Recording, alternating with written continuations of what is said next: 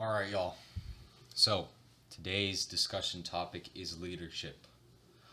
All right, now why did I choose leadership? Well, today some things happened, and my main goal on this channel is to be as transparent and honest with you as possible through the process of purchasing a house and just talk about things that bug me. But today I wanted to talk about specifically leadership because it's kind of been something that keeps coming up. And I do have a team behind me. I have these real estate agents and I have a loan advisor. And all these people are working towards getting me a property, right? Because they make a commission based salary. The loan advisor makes money when she gives me money, right? From the bank, right? Because of the interest rates, down payments, et cetera, right? And then the real estate agents make money when I purchase a property. Now, the reason I bring up leadership is because today I had them all together at a meeting. And we had a meeting and we talked about my goals. And with that being said, all the things kind of leading up is, this is a big deal for me because I haven't really done anything like this. And we got to the meeting and I came very prepared, right? I don't want to come looking like a schmuck. I dressed nice. I came prepared. I shaved. Had to look good, had to look presentable. And so I've mentioned this before, but I'm going up to North Carolina for a sales job, and it's currently April 16th, right? And I leave May 15th, and I'm gone until August 15th. So that's 3 months' time. Now, what this means is the FHA loan advisor, specifically to get approved for an FHA loan, I have to prove that I've been generating income for 30 days, right? And then that income's going to keep coming. And then the FHA loan advisor is going to go and run a quick, do a hard pull on all my information and get my credit and see how much I can realistically get approved for and see how much money she could realistically get me to purchase a property. So going into this meeting today, I was fully transparent with her. I do work a job right now. I'm going to put in my 2 weeks notice. And, when I said this, I kind of saw her like eyes drop and I didn't know why at first, but I know why now and I'm starting to realize it. That means that I realistically would have to get another job to cover, to say I have a providing income. And she was like, "You're putting in your 2 weeks notice. So I can't get you approved for anything and do the pre-approval process, which is like how much I can get approved for on a loan, until you can prove to me and provide the documents to me that you do make money, so that we can get you pre-approved." And I was like, "Well, can't you just use the sales job that I'm gonna go work for the next 3 months over summer?" And she said, "No, we can't use any commission-based jobs, even if there's a guaranteed amount of money, right? Because I'm guaranteed 15 grand." And I was like, "What do you mean?" So this basically just put a whole halt in the middle of the meeting. And I looked around and I saw, because there was two real estate agents there and she was there as well. So it's us four sitting there, and I'm looking around and I see, these real estate agents go from here to zero because they thought we were buying a property, in the next couple months. And then I saw her eyes drop because she thought she was going to be there to get me pre-approved. And I thought to myself, well, shit, this isn't good, right? I just watched all of them go, well, what is this kid doing, right? I'm 19. I work a minimum wage job here in college. I'm a full-time student. I'm flying over summer to go to North Carolina to do the sales job and make money. They're like, this kid's 19, on my head, but still. And so I saw their eyes dropping, and I'm a big advocate for, the motivational speeches or whatever. Eric Thomas, great. Jordan Peterson, good. All these people. And I've kind of realized that, there's going to come a point in time when you have to make a decision, right? You have all the cards in your hand, and you can either go all in based on the hand that you were dealt, or you can fold. Now, in this scenario, folding would be quitting. And I'm a Montoya, and I don't quit. It's not what I do. So with that being said, I told him, I said, well, and this is where the leadership comes in. I realized, well, this is that moment. I preach it so much and I talk about it, and, it's time to walk the walk. And it really hit me in the meeting. And I said, you know what? No, this is not how I go out, because all of them, their heads were dropping, their eyes were going down. And, I am technically the leader of this team, right? Because it's me who's going to be purchasing the properties and purchasing more down the road, right? So I'm like, well, let's set the tone. So I said, you know what? No, screw this. FHA loan, I still want to do FHA loan. And this is what I said to them. I said, I still want to do the FHA loan, right? And that's okay. I can make the 30 days. I can get a job. I have a job in place when I come back August 15th. Now I can get the 30 days of current income to prove that I can get approved or to get pre-approved for an FHA loan. I said I can make this happen. That's no problem, right? And then I'll have the 60 grand for a down payment as well. Don't even stress that, right? Which kind of sucks for my end because my goal was to get a property by September 1st. But after having this meeting, I'm getting more realistic expectations. And then, they brought up some other good points of, you know, it is election year. It's 2024, and in September or in November they're doing the election, and sometimes that greatly affects the markets. I know during 2020 when Trump came in office, interest rates were 3%, which is insane.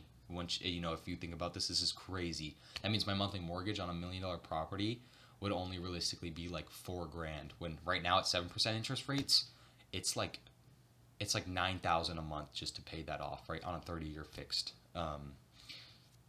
return on a 30-year loan. But the reason I bring up leadership is because this was a moment in time that I don't think a lot of people are actually cut out for, right? I know a lot of people might talk the talk or walk the walk, but I had to sit there and drop the arrogance and set the tone and make an initiative and say, hey, look, you guys, I am not too arrogant to say that I don't know much. I am a first homeowner buyer. I'm a full-time student.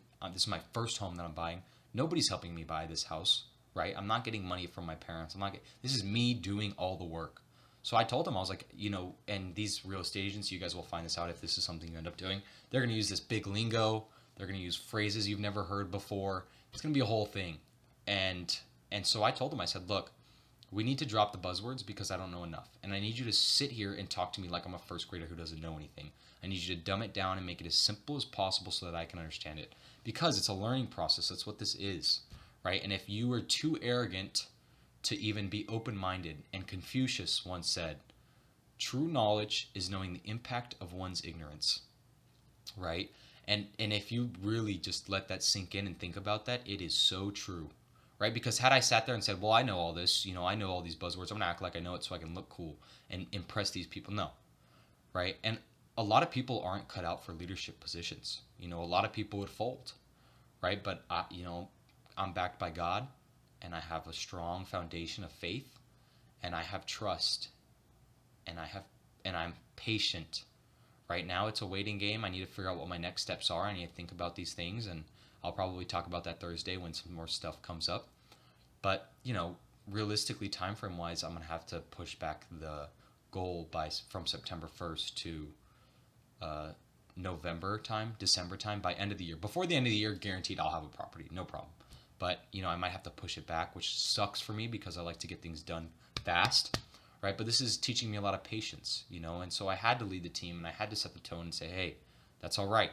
Right, now let's just move on, right? So we moved on and we talked about other things and I learned more, and it really humbled me too. And if you've made it this far in this video, thank you, but it really humbled me because I went to a good high school and I felt like, the top dog or whatever. And, now I'm the smallest fish in the pond. I am like an injured gazelle running in the savannah with my head chopped off, wildly running, and the lions are ready to eat, right? I have no properties under my belt. I have no status to back who I am as an individual.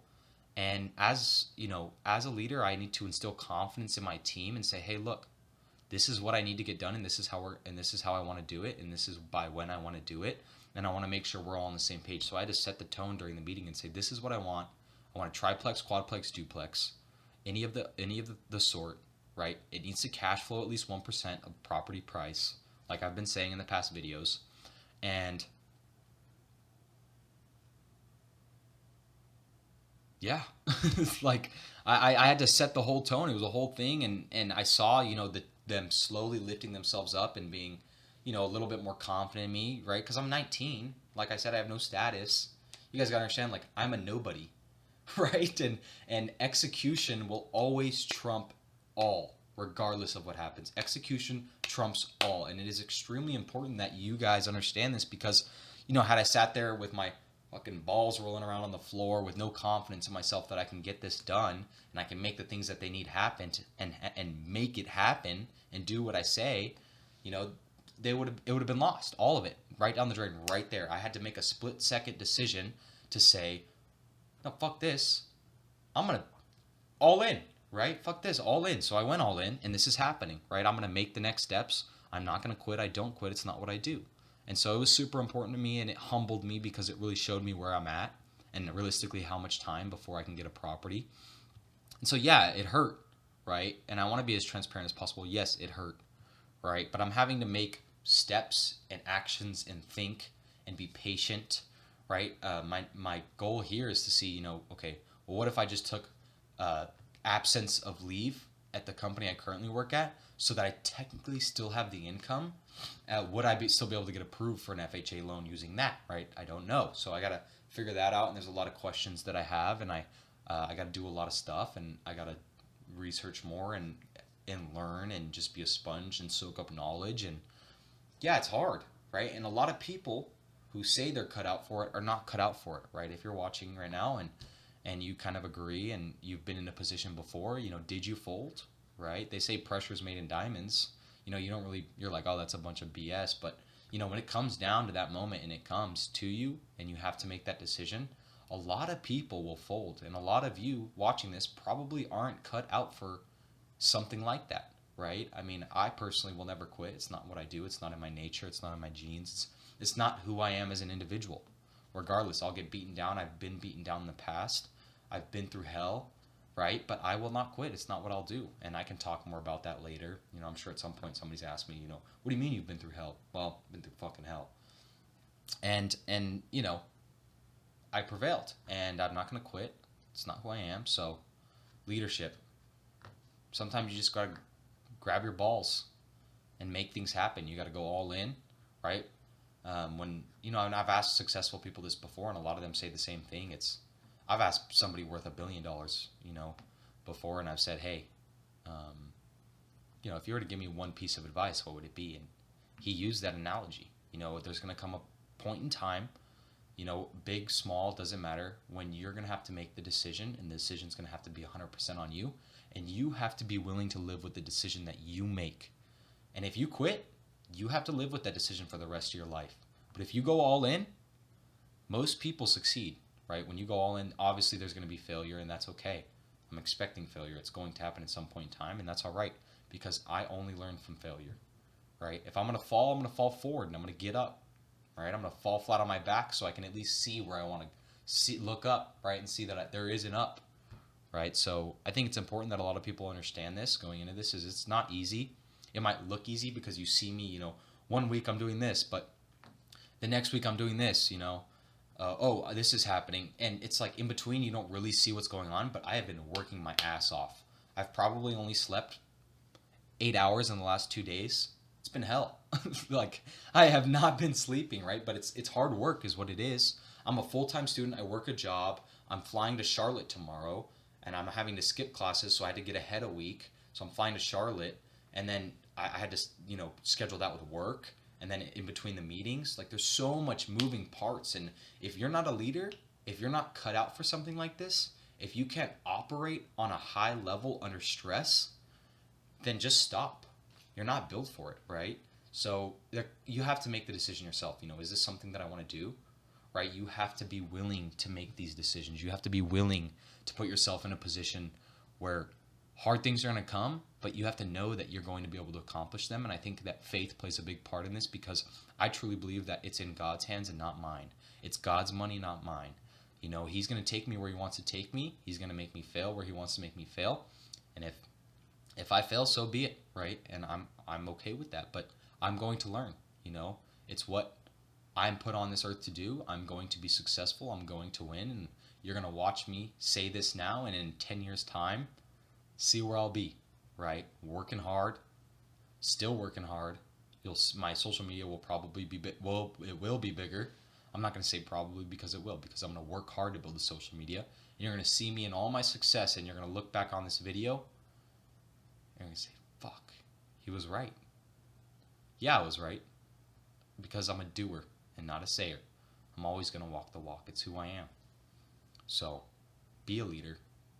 Pick your balls up off the ground and push forward.